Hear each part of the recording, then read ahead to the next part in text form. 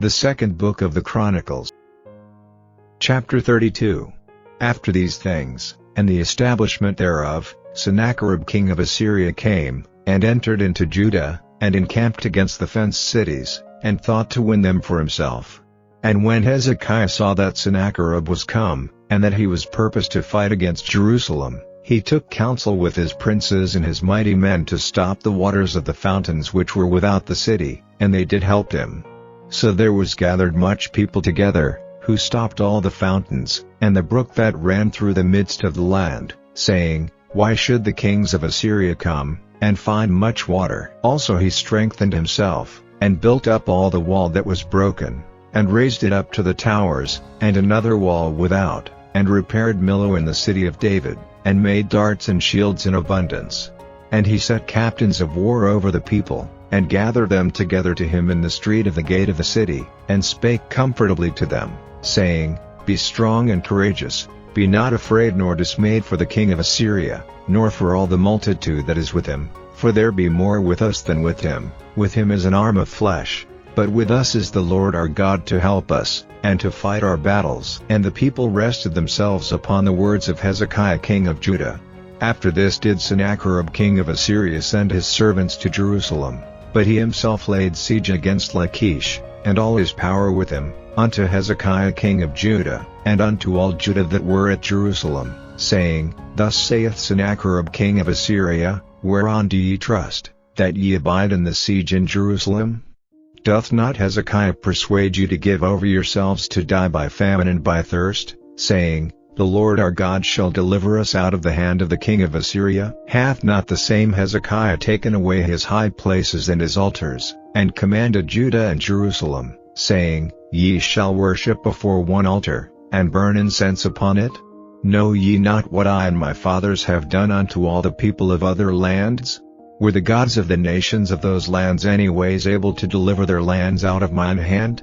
Who was there among all the gods of those nations that my fathers utterly destroyed, that could deliver his people out of mine hand, that your God should be able to deliver you out of mine hand? Now therefore let not Hezekiah deceive you, nor persuade you on this manner, neither yet believe him, for no God of any nation or kingdom was able to deliver his people out of mine hand, and out of the hand of my fathers. How much less shall your God deliver you out of mine hand? And his servants spake yet more against the Lord God, and against his servant Hezekiah. He wrote also letters to rail on the Lord God of Israel, and to speak against him, saying, As the gods of the nations of other lands have not delivered their people out of mine hand, so shall not the God of Hezekiah deliver his people out of mine hand. Then they cried with a loud voice in the Jews' speech unto the people of Jerusalem that were on the wall, to affright them, and to trouble them, that they might take the city. And they spake against the God of Jerusalem, as against the gods of the people of the earth, which were the work of the hands of man. And for this cause Hezekiah the king, and the prophet Isaiah the son of Amoz, prayed and cried to heaven. And the Lord sent an angel, which cut off all the mighty men of valor, and the leaders and captains in the camp of the king of Assyria. So he returned with shame of face to his own land. And when he was come into the house of his God, they that came forth of his own bowels slew him there with the sword. Thus the Lord saved Hezekiah and the inhabitants of Jerusalem from the hand of Sennacherib the king of Assyria, and from the hand of all other, and guided them on every side. And many brought gifts unto the Lord to Jerusalem, and presents to Hezekiah king of Judah, so that he was magnified in the sight of all nations from thenceforth. In those days Hezekiah was sick to the death, and prayed unto the Lord, and he spake unto him, and he gave him a sign. But Hezekiah rendered not again according to the benefit done unto him, for his heart was lifted up, therefore there was wrath upon him, and upon Judah and Jerusalem. Notwithstanding Hezekiah humbled himself for the pride of his heart, both he and the inhabitants of Jerusalem, so that the wrath of the Lord came not upon them in the days of Hezekiah. And Hezekiah had exceeding much riches and honor, and he made himself treasuries for silver, and for gold, and for precious stones, and for spices, and for shields, and for all manner of pleasant jewels, storehouses also for the increase of corn, and wine, and oil, and stalls for all manner of beasts, and coats for flocks. Moreover he provided him cities, and possessions of flocks and herds in abundance, for God had given him substance very much. This same Hezekiah also stopped the upper watercourse of Gihon, and brought it straight down to the west side of the city of David. And Hezekiah prospered in all his works. Howbeit in the business of the ambassadors of the princes of Babylon, who sent unto him to inquire of the wonder that was done in the land, God left him, to try him, that he might know all that was in his heart. Now the rest of the acts of Hezekiah, and his goodness, behold, they are written in the vision of Isaiah the prophet, the son of Amoz, and in the book of the kings of Judah and Israel. And Hezekiah slept with his fathers, and they buried him in the chiefest of the sepulchres of the sons of David, and all Judah and the inhabitants of Jerusalem did him honor at his death. Chapter 33. Manasseh was 12 years old when he began to reign, and he reigned 55 years in Jerusalem, but did that which was evil in the sight of the Lord, like unto the abominations of the heathen, whom the Lord had cast out before the children of Israel. For he built again the high places which Hezekiah his father had broken down, and he reared up altars for Baalim, and made groves, and worshipped all the host of heaven, and served them. Also he built altars in the house of the Lord, whereof the Lord had said, In Jerusalem shall my name be forever. And he built altars for all the host of heaven in the two courts of the house of the Lord. And he caused his children to pass through the fire in the valley of the son of Hinnom. Also he observed times, and used enchantments, and used witchcraft, and dealt with a familiar spirit, and with wizards. He wrought much evil in the sight of the Lord, to provoke him to anger.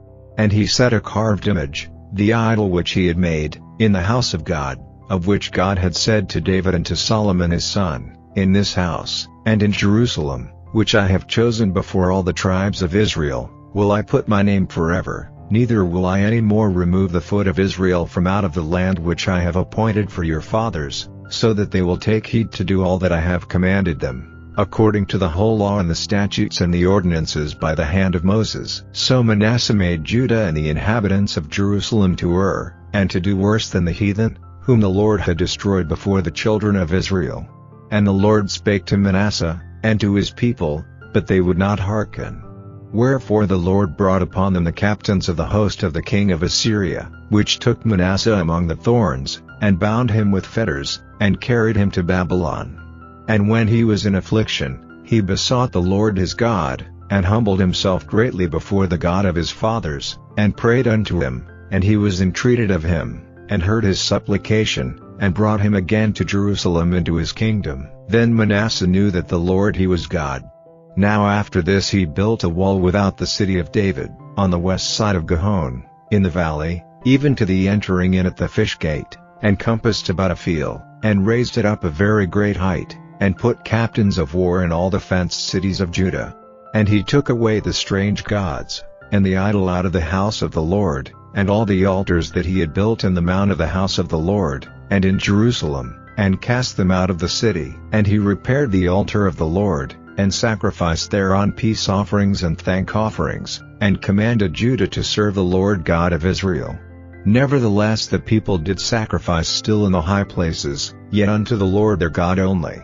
Now the rest of the acts of Manasseh, and his prayer unto his God, and the words of the seers that spake to him in the name of the Lord God of Israel, behold, they are written in the book of the kings of Israel. His prayer also, and how God was entreated of him, and all his sin, and his trespass, and the places wherein he built high places, and set up groves and graven images, before he was humbled, behold, they are written among the sayings of the seers. So Manasseh slept with his fathers, and they buried him in his own house, and Amon his son reigned in his stead.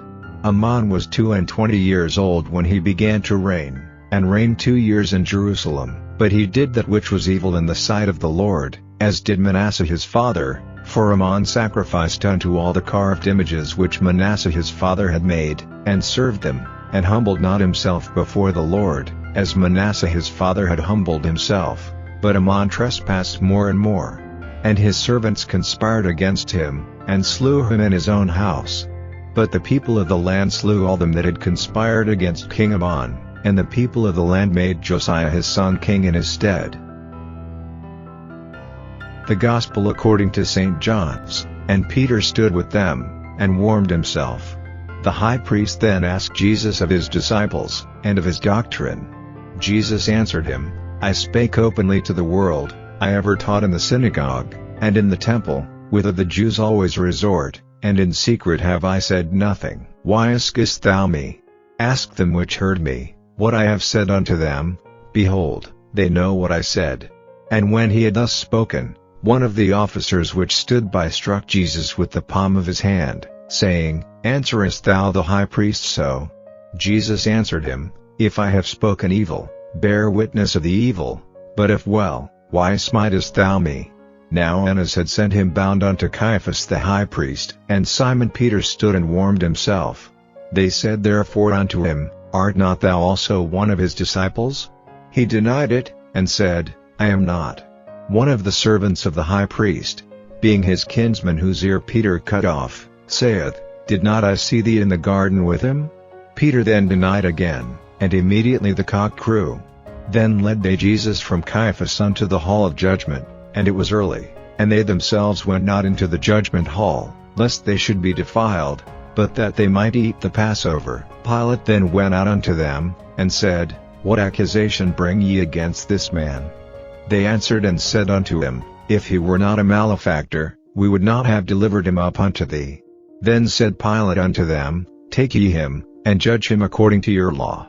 The Jews therefore said unto him, It is not lawful for us to put any man to death, that the saying of Jesus might be fulfilled, which he spake, signifying what death he should die. Then Pilate entered into the judgment hall again, and called Jesus, and said unto him, Art thou the King of the Jews? Jesus answered him, Sayest thou this thing of thyself, or did others tell it thee of me? Pilate answered, Am I a Jew? Thine own nation and the chief priests have delivered thee unto me. What hast thou done? Jesus answered, My kingdom is not of this world. If my kingdom were of this world, then would my servants fight, that I should not be delivered to the Jews, but now is my kingdom not from hence. Pilate therefore said unto him, Art thou a king then? Jesus answered, Thou sayest that I am a king. To this end was I born, and for this cause came I into the world, that I should bear witness unto the truth. Every one that is of the truth heareth my voice. Pilate saith unto him, What is truth? And when he had said this, he went out again unto the Jews, and saith unto them, I find in him no fault at all, but ye have a custom, that I should release unto you one at the Passover. Will ye therefore that I release unto you the King of the Jews? Then cried they all again, saying, Not this man, but Barabbas. Now Barabbas was a robber.